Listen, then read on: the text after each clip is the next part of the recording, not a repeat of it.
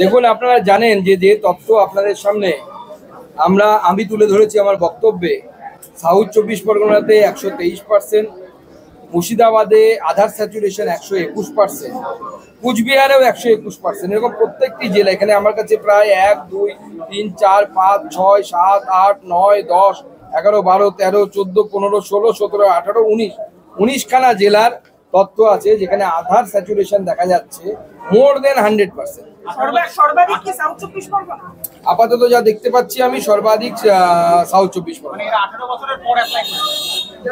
এর 123% আধার স্যাচুরেশন মানে হচ্ছে 100 জন যদি আপনার ওই জেলায় থাকে, আধারের সংখ্যা হচ্ছে 123। 100 জন যদি পপুলেশন হয় আপনার ওই জেলায়, 123 খানা আধার স্যাংশন হয়েছে। মানে এইভাবে হলো কিভাবে? গোটা প্রসেসটা কারা দায়ী? 19টা জেলায় আধার।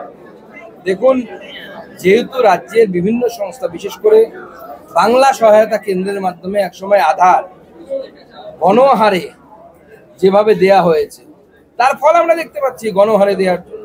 দেখুন, নির্বাচন কমিশনের সিদ্ধান্ত তারা কবে এসআইআর করবে। আমি শুধু এটুকু বলতে পারি, বিহারে যেভাবে এসআইআর হয়েছে, আগামী দিনে পশ্চিমবঙ্গেও সেইভাবে এসআইআর হওয়া উচিত। এবং এসআইআর গত কয়েকদিন আগে আপনারা জানেন, মহুয়া মৈত্রের করা কেসের ব্যাপারে সুপ্রিম কোর্টের একটি অবজারভেশন নিয়ে মহুয়া মৈত্ররা এবং টিএমসি খুব লাফালাফি করেছিল যে আধারকে দিয়ে দেওয়া হয়েছে, রিকগনিশন দেওয়া হয়েছে।